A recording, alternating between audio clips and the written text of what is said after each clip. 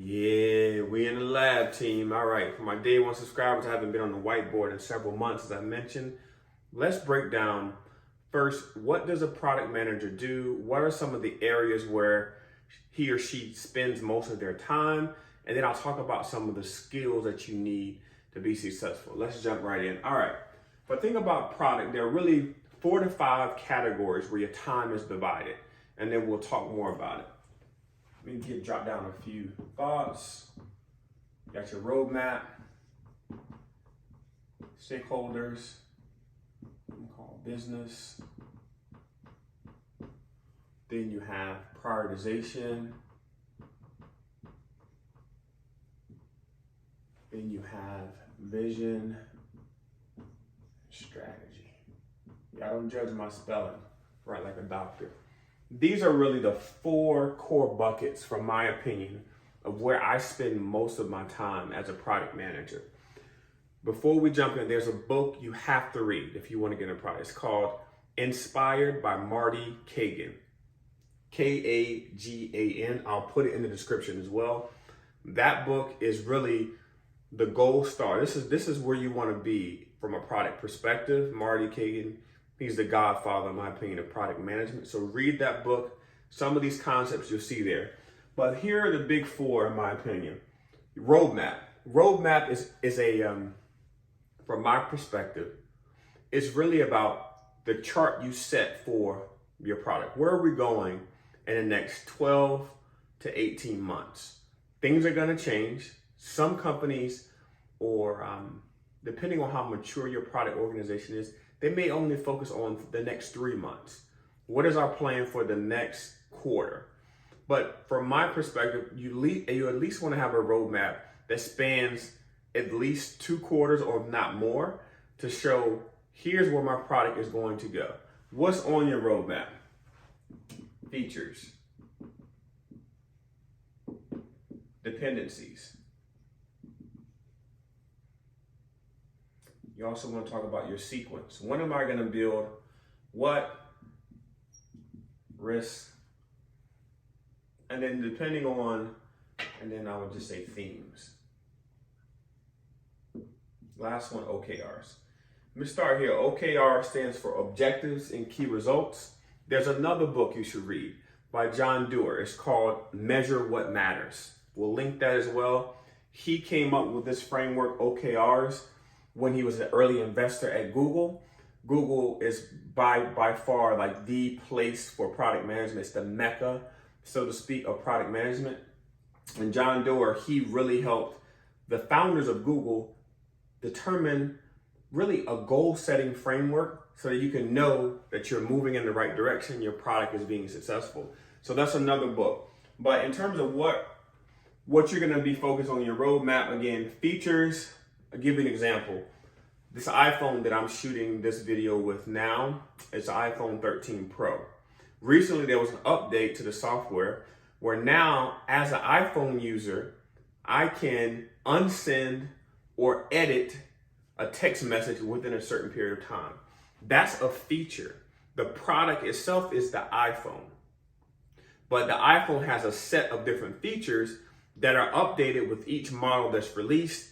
And as a product manager, if I was a product manager at, for example, at Apple, I was the person who said, as an iPhone user, I should be able to edit a recently sent text message.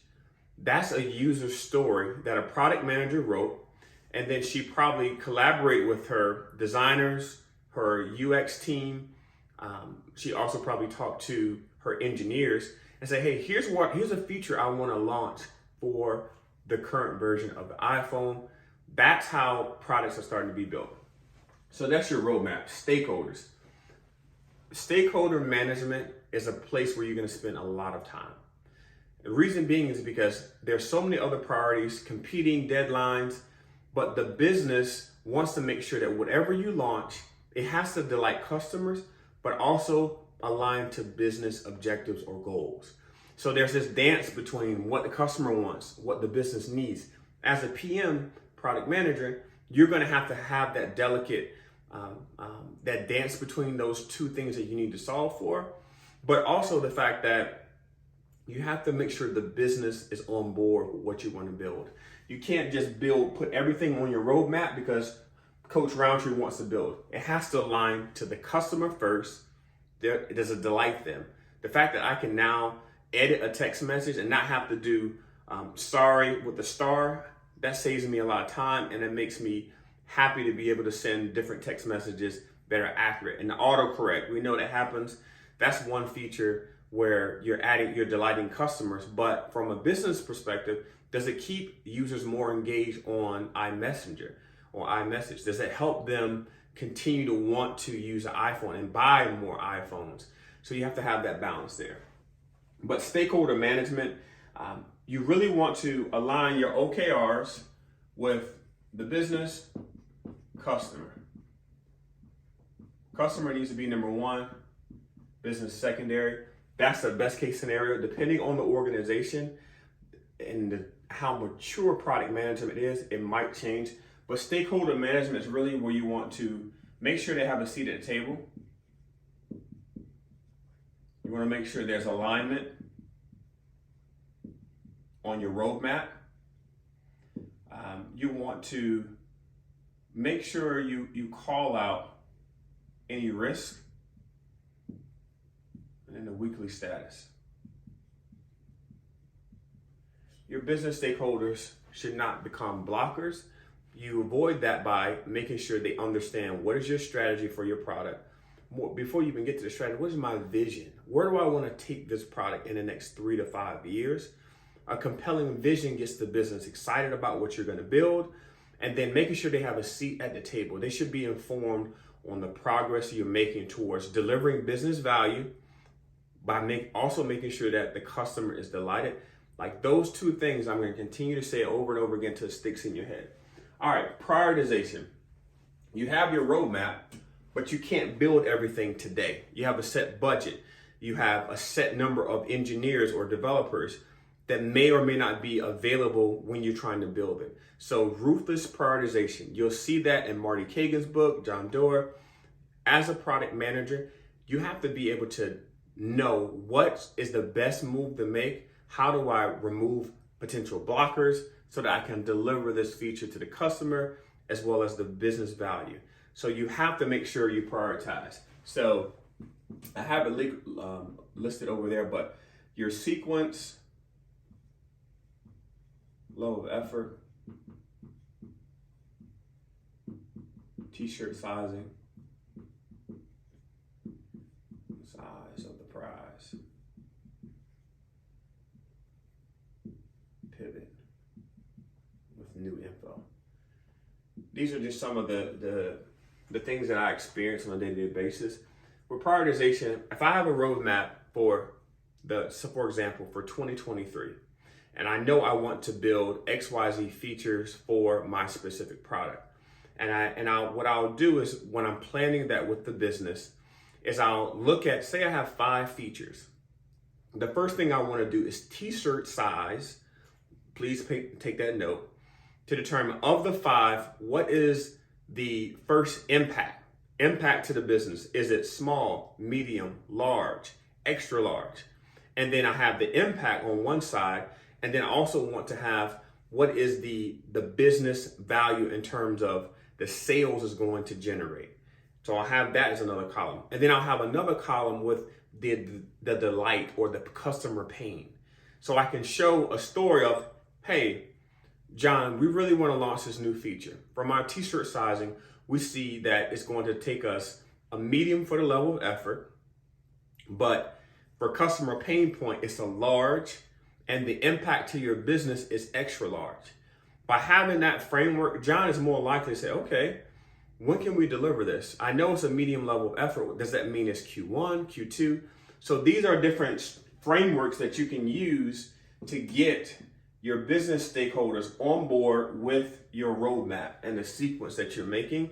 And these are all things that you can learn by reading some books, or when you get into the game of product management, you have to be able to consume these frameworks, this information, and be successful. Last area, again, this is just one of the sessions because there's so much more I can give, but I want to be careful with just how long this initial video is, because I'm starting to get excited about it. All right, vision and strategies. First, vision, 3 to 5 years. Strategy, 12 to 18 months.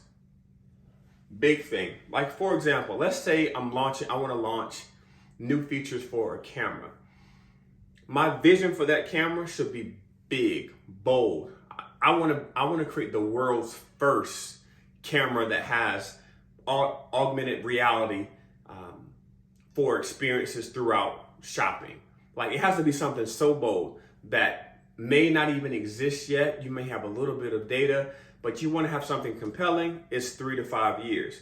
With this same example, if I take that world's first augmented reality camera, then I have to make sure that I have a strategy that's more near term. That's more 12 to 18 months. So what are the features for the camera I'm going to build in the first 12 months?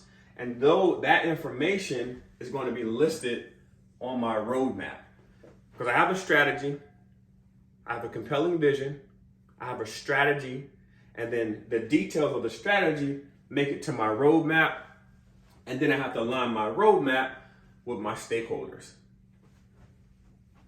Few things to call out. Customer voice. Ooh.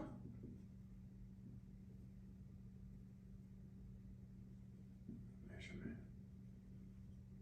OKRs. And just alignment.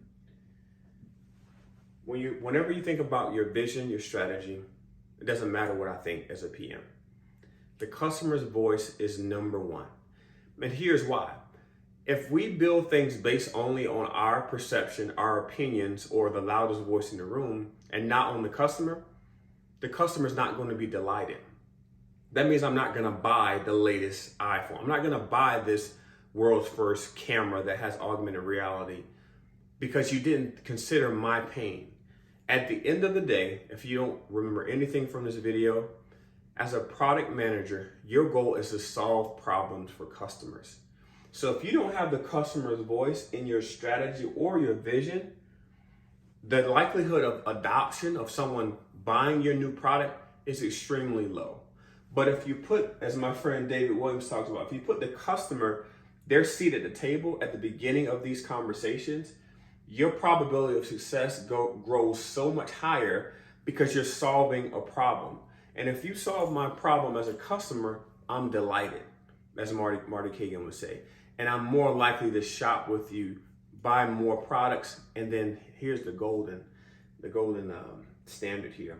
I'm gonna tell somebody else. I'm gonna tell my friend, yo, I hear you, but this new iPhone, boom, boom, boom. Or I hear you, this new camera has augmented reality, and they become advocates for your product. So customer voice, measurement in your strategy, you want to make sure that you can measure the impact of some of the features that are on your roadmap or why it's important to go down this road. Like, okay, Marcus or Coach Roundtree, you have this strategy, but why should I care about it? Why is it compelling? OKRs is a framework. Again, it should line up with your strategy. Here are the objectives within my strategy. And here are the key results. Here's the impact. And then the value. And then ultimately you want alignment for your strategy with your stakeholders. Strategy shouldn't be developed in a vacuum. Your stakeholders should know where you're trying to take the product, why it's important to the business, as well as delighting customers. So this is high level, team. We could go much longer, but wanted to just show some of the big four areas where I spend most of my time as a product management. If I was to put a percentage on my time, I would say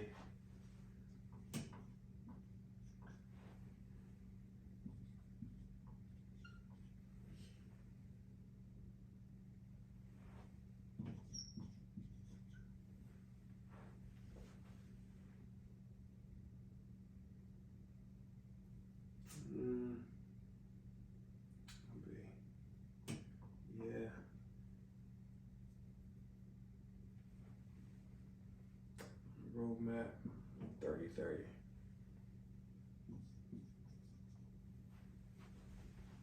Yeah. This is what I would say. I would say 20% of my time, vision and strategy, 30% prioritization, 30% stakeholder management, and then another 20% on roadmap. Now, these numbers fluctuate. They can change based on, number one, that the company you're working with, how mature a product is at that company, and then also the autonomy that you have, or juice, power, influence you have in your role as a product manager.